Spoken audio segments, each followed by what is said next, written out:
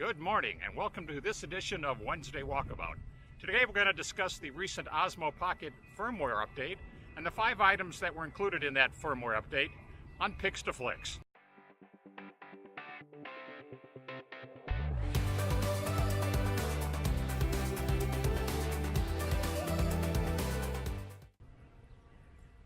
The first of the 5 items included in the latest firmware update is the ability to turn off the beep.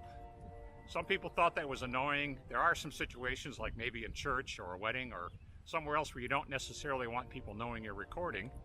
So the beep can be turned off and on now. Tap on the settings icon, then scroll to the last screen, and you'll see the key tone. Turn it on and off, and beep be gone.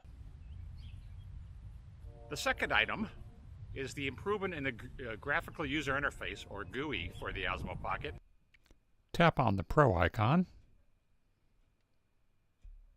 You can now adjust the audio volume. This might have always been there, I'm not sure. And you can touch on the white balance icon and set the white balance for current environment. Touch the upper body icon and the white balance is set to ambient.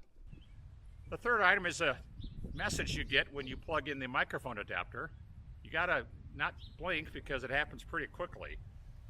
At first I didn't even realize this was happening until I read about the firmware update, and I thought, hey, I'm not getting that. And in fact, I was, and it flashes on the screen and then unflashes pretty quickly. The fourth item on the list is an improvement in the ability for face tracking.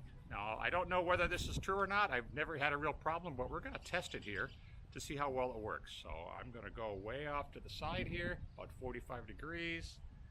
Way off to the other side, about 45 degrees. I'm going to keep going. And I'm right now at about 90 degrees and it's still tracking me. So that's actually pretty impressive. I'm out at the end of a 2-foot selfie stick. So that's not too bad. And the fifth item is an improvement in the autofocus and a decrease in the pulsing that a lot of people have seen. Now, I've had this firmware update for about a week, and quite honestly, I haven't seen an improvement or a decrease in the amount of autofocus issues. I have seen some autofocus issues. I'm going to try to reproduce some of those when I get out of the shade around the other side of the building where I've got a pretty high contrast.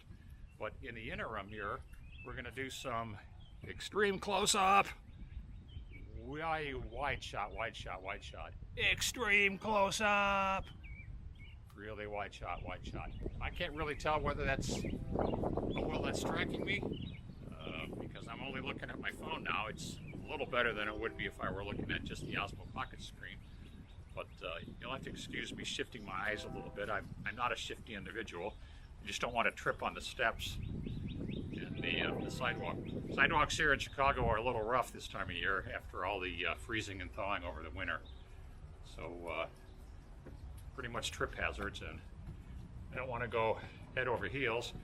Just throw in my pocket my iPhone and put my dog in a tough situation because I'm actually walking the dog right now.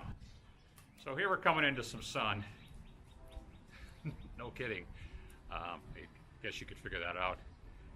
And I'm going to try to do some quick focusing and tests and some moving around to see if maybe I can get some of the pulsing to show evidence. I'm telling the Osmo Pocket to expose for my face, but I'm not doing anything else for focusing. So let's turn around and see how it does with that fence behind me.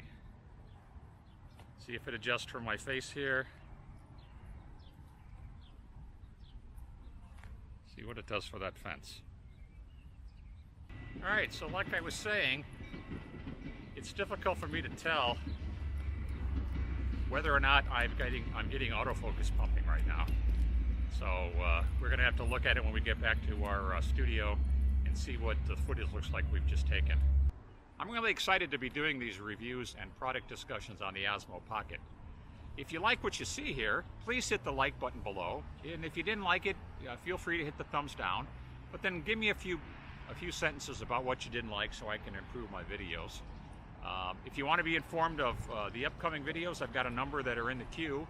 Hit the subscribe button over here, and I'd appreciate that if you do that. And if you're interested in buying anything or seeing more details on the products to use in this video.